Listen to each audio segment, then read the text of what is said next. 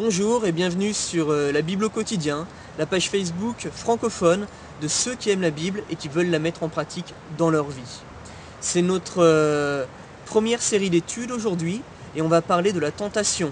Donc c'est un sujet difficile pour commencer, mais extrêmement important et intéressant. Donc je vais lire un passage en Marc chapitre 1, verset 9 au verset 13.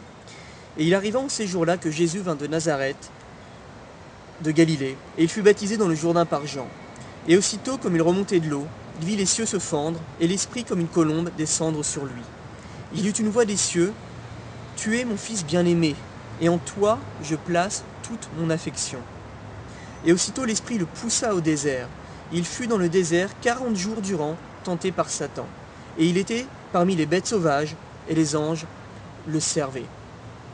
Ce qui est très intéressant dans ce passage, c'est que Jésus, juste après avoir été baptisé et que Dieu lui a assuré de toute son affection, il permet qu'il aille dans le désert et qu'il soit tenté 40 jours durant par Satan. Quelle tentation! Et bien souvent, nous, on se plaint lorsqu'on a des tentations. On ne comprend pas, on les redoute, on les fuit. Jésus lui-même était tenté.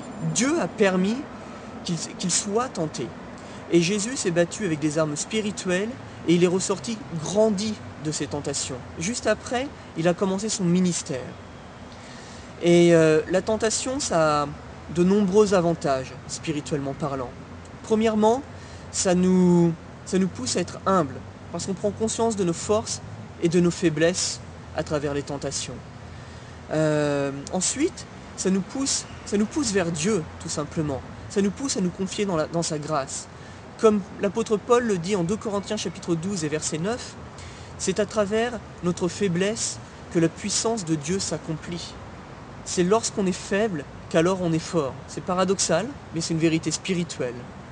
Enfin, le troisième point, c'est que ça aiguise notre conscience des réalités spirituelles. Et la question que j'ai pour vous aujourd'hui, le défi, c'est de vous poser la question et d'identifier quel est votre défi principal actuellement. Quelle est votre tentation actuelle, principale à vous dans votre vie?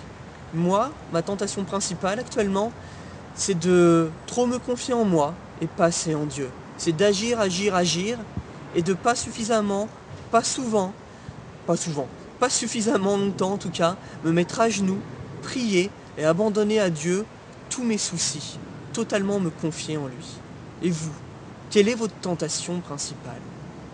Peut-être que vous vous dites, moi ça va, actuellement je ne vais pas me plaindre, aucune tentation, aucune épreuve.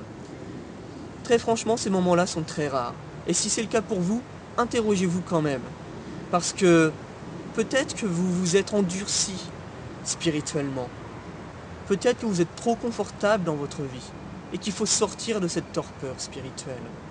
Au contraire, peut-être que vous êtes très émotif et peut-être que des tentations, vous en voyez partout et que vous n'en sortez pas. Mon conseil pour vous, si c'est le cas, c'est d'en identifier une parmi toutes ces tentations et de vous atteler à la combattre. Il faut choisir une bataille. Vous pouvez pas affronter toutes les batailles en même temps. Choisissez sans une, mettez-vous à genoux, priez ardemment, humblement, reconnaissez votre faiblesse et confiez-vous en la puissance de Dieu. Demandez à Dieu son aide et ensuite voyez-le agir à travers vous. Donc ça c'est le premier défi pour aujourd'hui. Identifiez votre défi principal et le soumettre entièrement à Dieu, l'amener au pied de la croix et lui abandonner parce que vous avez confiance en sa puissance et en son amour. Je vous remercie pour votre attention et je vous invite à poster tous vos commentaires sur la page Facebook La Bible au quotidien et on se retrouve demain en Marc toujours chapitre 1 où nous allons parler d'être des pêcheurs d'hommes. À demain.